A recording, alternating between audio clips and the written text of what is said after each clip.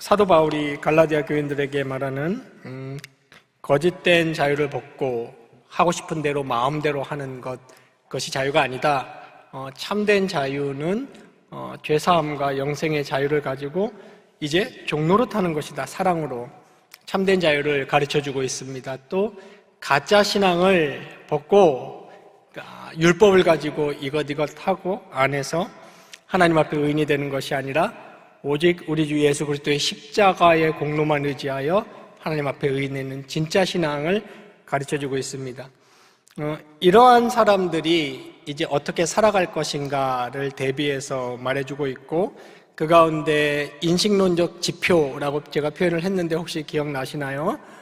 성령이 내주하는가, 저 사람이 하나님의 자녀인가, 예수 믿었는가 했을 때 그 사람에게 보편적으로 나타나는 열매들이 있어요. 열매라고 하면 결과물이죠. 삶의 결과물들.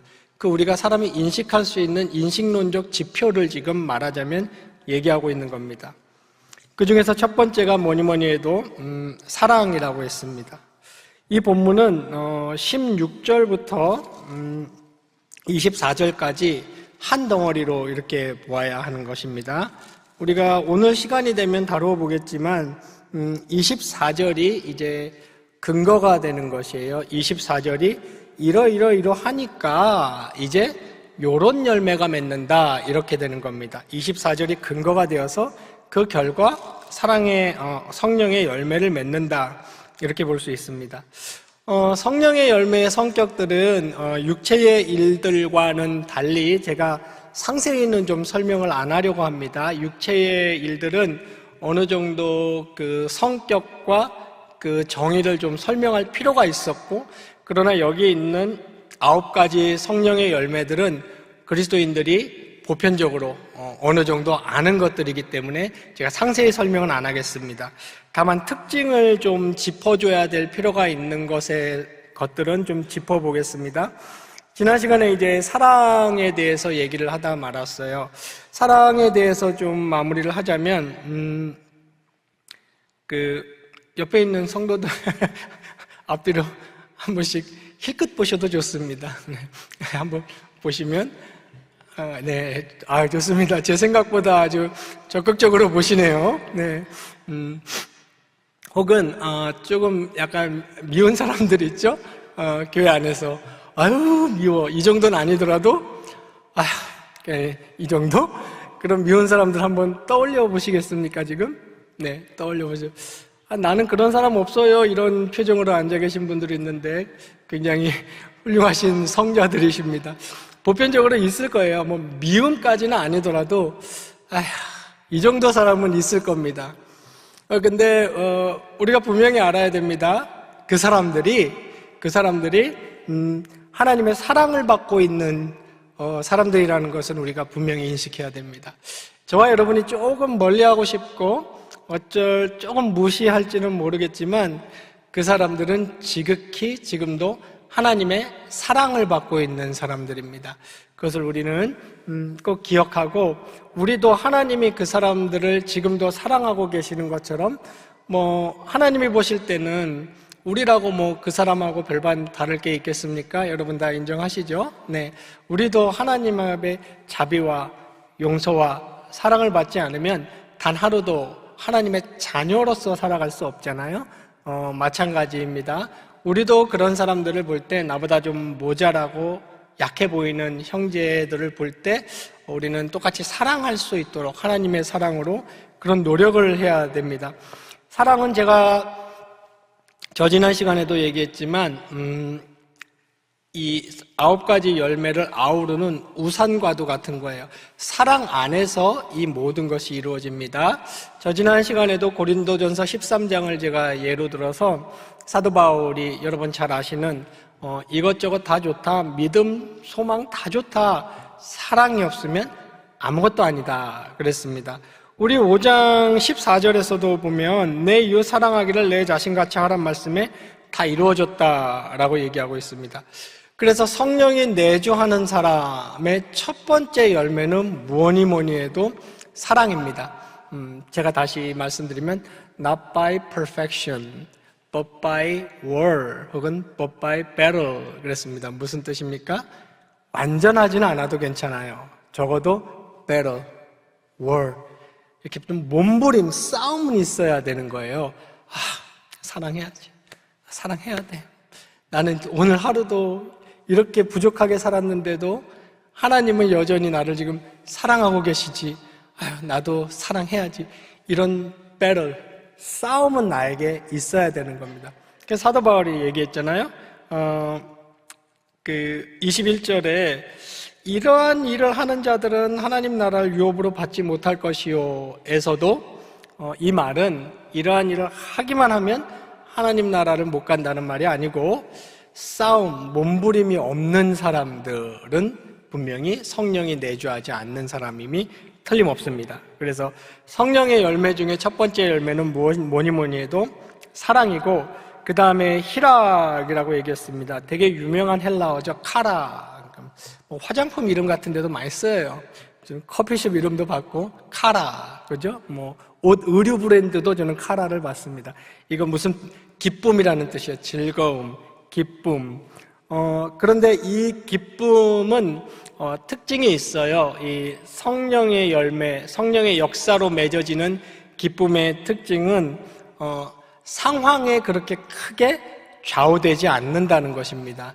굉장히 성숙한 기쁨이죠. 말하자면 행복이나 행복감하고는 조금 다른 거예요.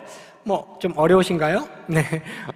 사실 이 happiness, 이런 행복감 같은 것은 상황에 좌우될 수 있습니다. 어떤 상황이 바뀌면 행복감이 사라질 수가 있고 행복을 못 느낄 수가 있어요. 그런데 이 기쁨은 상황이 바뀌고 내가 원하는 상황이 이루어지지 않더라도 하나님의 은혜에 뿌리 내리고 있는, 여전히 유지할 수 있는 기쁨입니다. 그래서 이런 건 어떻게 보면은 역설이죠. 이건 존 파이퍼가 이 역설은 굉장히 많이 강조했습니다. 존 파이퍼는 sorrowful but joyful 이렇게 기독교인들의 삶을 얘기했어요. 힘들고 어렵지만 늘 기쁘다. 이게 공존하는 거예요.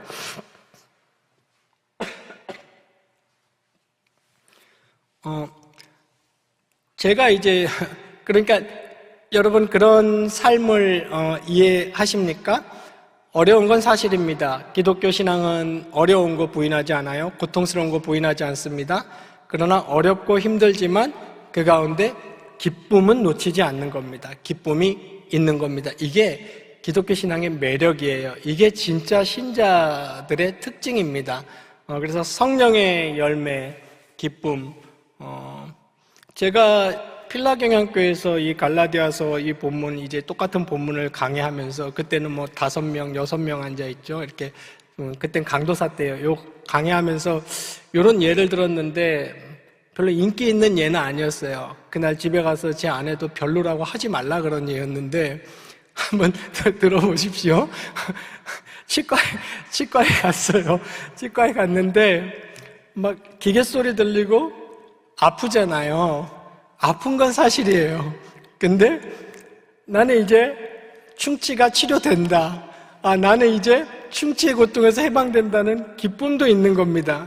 아픔도 있지만 기쁨. 내가 못 들은 걸로 하십시오. 네.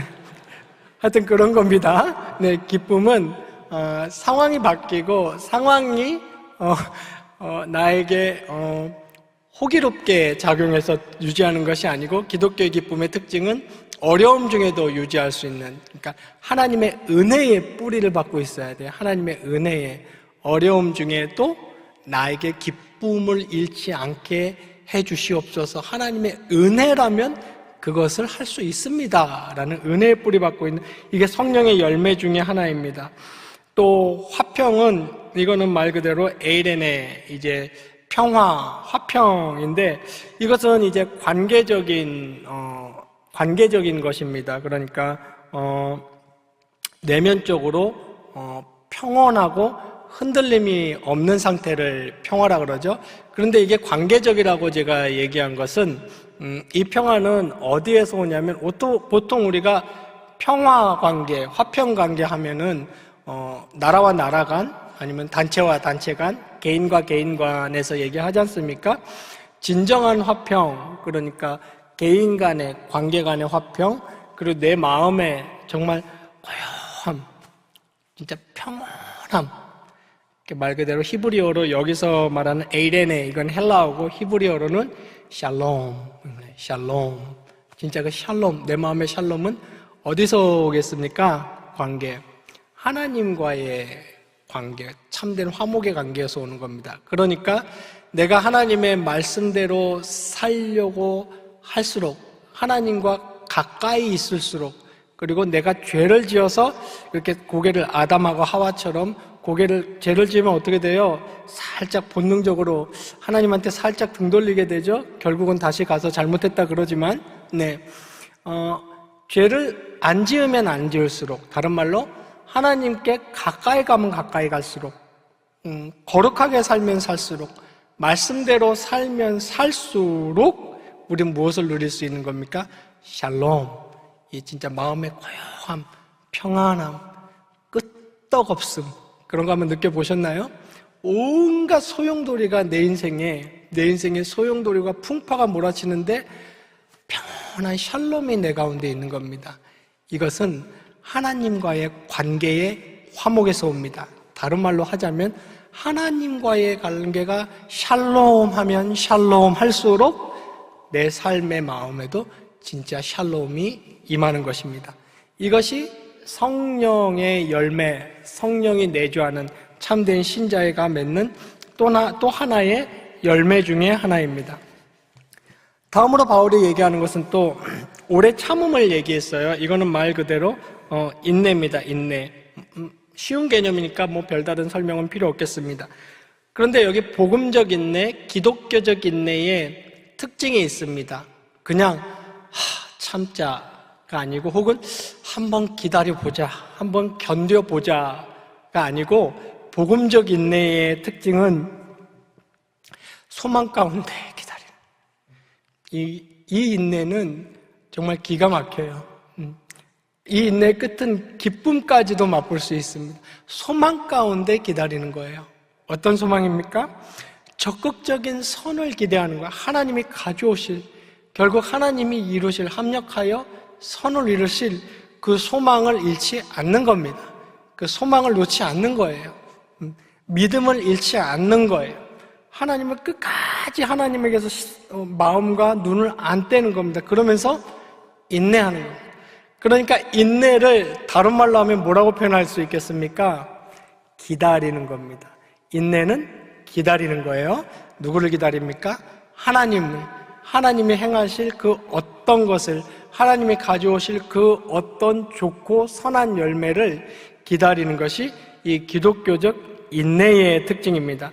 그러니까 성령의 열매로서의 인내는 그냥 참고 기다리는 어떤, 그러니까 참아야지, 내가 화내서 뭐해, 내가 한탄 해봤자 뭐 해봤자 일단 참아야지, 이런 참음도 귀한 거예요. 이것도 좋은 거예요. 인격적이지만 그런 소극적인 인내가 아니고 소망 가운데 하나님을 기다리는 것이 기독교 인내의 특징입니다.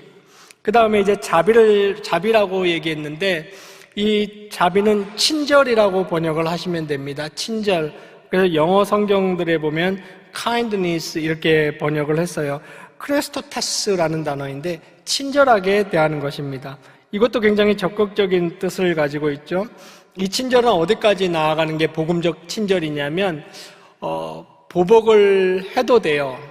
보복을 해도 돼. 당연히 누가 봐도 보복해야 돼, 당연히. 네. 그러니까 내가 그만큼 당한 거죠. 누가 봐도 보복을 해도 되고, 또 내가 보복을 할 수 있는 힘과 여력이 있어요. 근데 보복하지 않는 것이 친절의 최고치입니다. 극치. 이것은 또 다른 말로 뭐라고 표현할 수 있겠습니까? 아까 인내는 기다림이라고 표현할 수도 있다 그랬죠? 여기서 말하는 친절은 무엇이라고도 표현할 수 있겠습니까? 원수 갚지 않음이라고 표현할 수도 있겠습니다. 성경은 원수 갚는 것을 하나님 편에 맡기라 그랬습니다. 하나님이 갚아주신다. 너희는 성령의 열매를 맺고 살아라. 이 얘기를 하는 겁니다. 그 다음에 양선이라고 우리말에 표현한 이것은 선함입니다. 선함. 착함, 선함. 이것은 일반적으로 도덕적이고 영적인 선함을 얘기하는 겁니다. 이 선함, 이 선함의 특징은 다른 사람의 유익을 구하는 거예요. 기준이 굉장히 높죠? 기준이 굉장히 높습니다. 제가 여러 번 설명드렸지만 차라리 율법이 날 수도 있어요. 율법은 뭐예요? 하지 말라는 거 안 하면 돼요. 하라는 거 하면 돼, 차라리.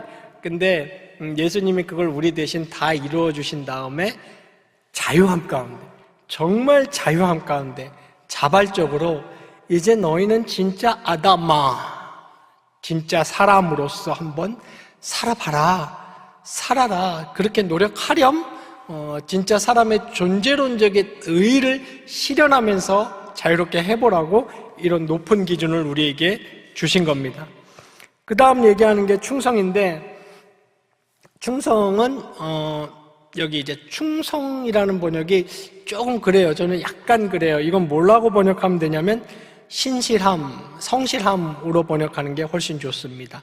신실함, 성실함. 충성도 그렇게 틀린 번역은 아니에요. 그 유명한 피스티스라는 단어예요. 피스티스 많이 들어보셨죠? 피스티스라는 단어는 믿음이라는 단어입니다. 믿음, faith라는 단어인데 영어에 faith 하면 믿음으로 번역되지만 faithful 하면 뭡니까? 성실한, 신실한 같은 단어예요. 그래서 믿음도 피스티스고 성실하다도 피스티스입니다. 여기서는 후자입니다. 신실함, 성실함을 말하는 겁니다. 아까 제가 도덕적, 영적 이렇게 구분을 좀 했는데 영적인 사람은 도덕적이지 않을 수 없습니다. 일단 성실하고 신실한 것은 무엇에 대하여예요. 무엇에 대하여인데 가장 먼저 여기서 말하는 성도들에게 요구하는 성실, 신실, 다른 말로 한결같음, 변함없음은 무엇에 대하여이겠습니까? 하나님과 그 말씀에 대한 성실과 신실을 우선적으로 얘기하는 겁니다. 우리는 이런 성경을 보면 인물들마다 이게 굴곡이 없는 인물이 없잖아요. 그래서 구약을 읽으면은 큰 위로를 받는답니다. 여러분 위로 안 받으세요? 네. 나만, 심지어 아브라함도, 나는 양반이네.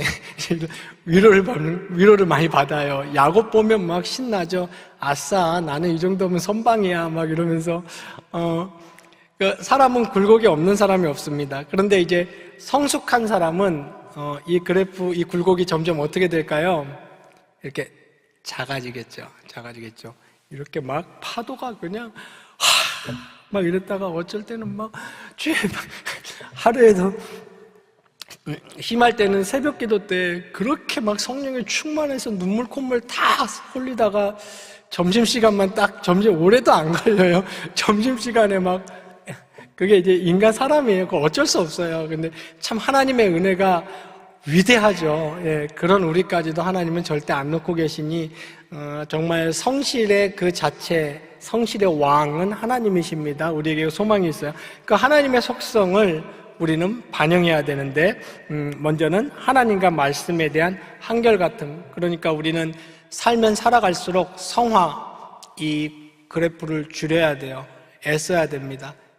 이게 없을 수는 없어요. 이게 없으면 영화된 사람이죠. 근데 이 땅에서는 없을 수는 없지만 그게 성실입니다. 그러니까 성령이 거하는 사람, 성숙한 성령의 사람, 이 앞쪽에서 사도 바울이 많이 표현했잖아요. 성령을 따라 살아간다, 성령을 따라 행한다, 그런 겁니다. 성령의 열매는 이 그래프가 적은 사람, 이것이 또 하나의 열매입니다.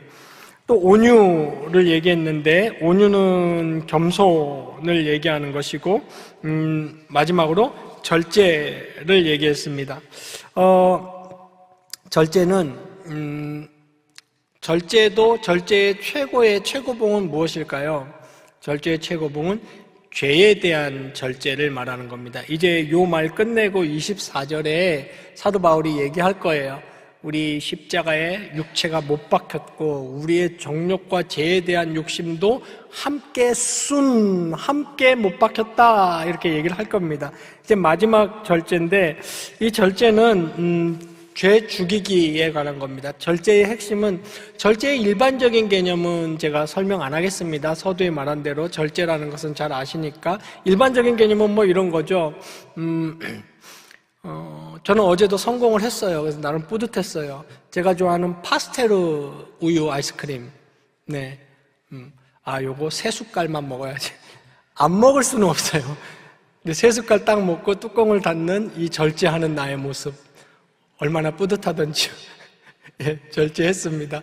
그런 거 작은 절제죠. 혹은 이제 TV 재밌는 거 보다가 이제 그만 보고 운동해야겠다.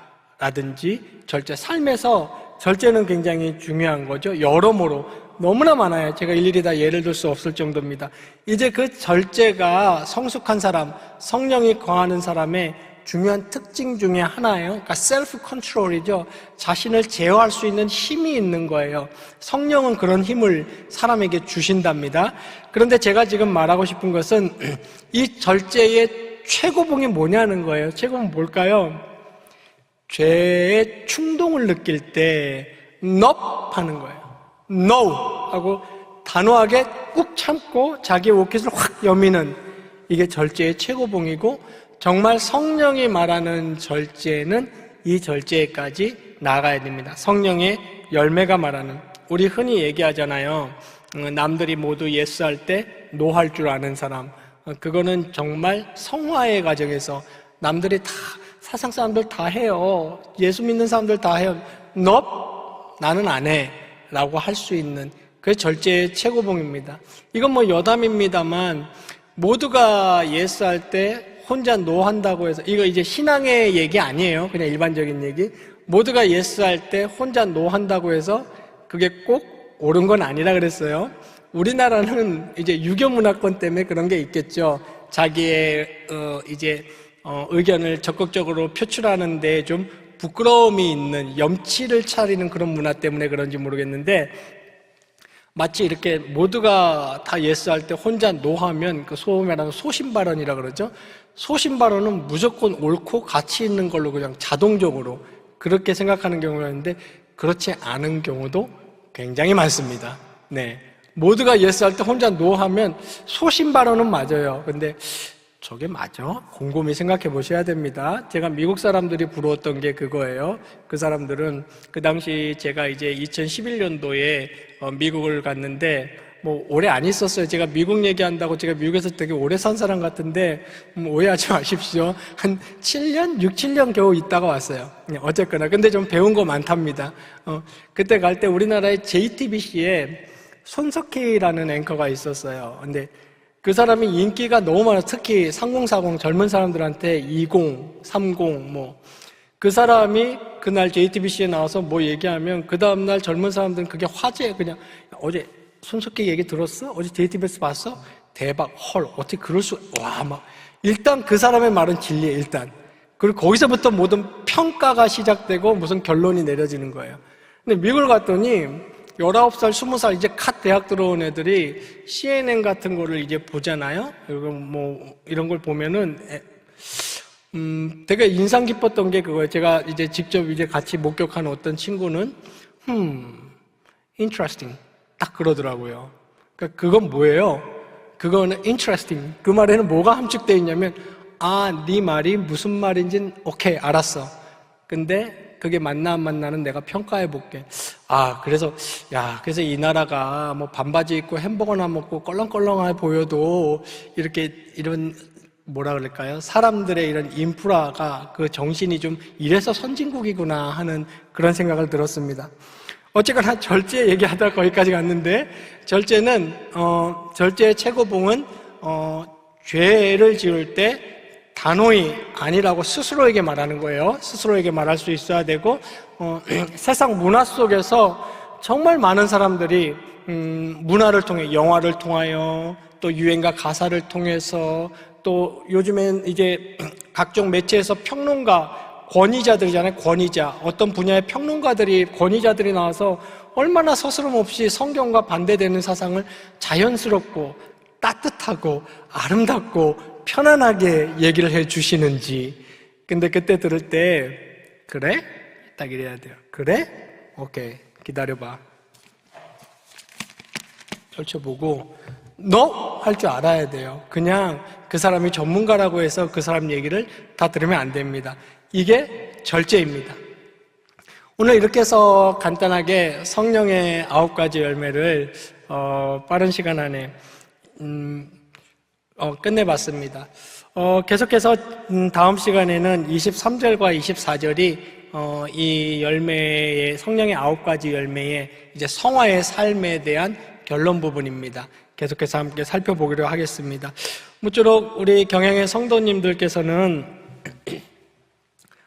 이런 삶이 여러분 위대한 삶이고 남는 삶이고 하나님은 이런 삶을 이렇게 사나 안 사나를 주목하신다는 것을 꼭 기억하셔야 됩니다. 호랑이가 가죽을 남기던 말던 저와 여러분은 이름 석자를 남기려고 애쓰지 마세요.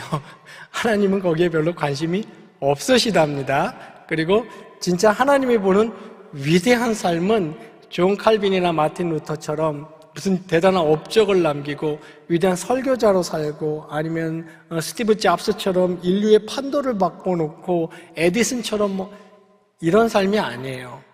천국 가서 새하늘과 새 땅 가서 영원토록 가치를 인정받는 삶은 그런 삶이 아닙니다. 어떤 설교자가 얘기했듯이 그런 거는 하나님이 쓰다가 버리는 거예요. 그렇게 쓰고 버리는 거예요. 하나님 인류 역사 구속사를 위해서. 근데 하나님이 진짜 안 버리고 끝까지 보듬고 금양로의 가치를 인정해주는 삶은 아무도 도와주지 않아도 매일매일 코람데오 하나님 앞에서 내가 성령의 열매를 맺는 이 삶을 묵묵히 조용히 하루하루 살아갈 때 하나님은 진짜 기뻐하십니다.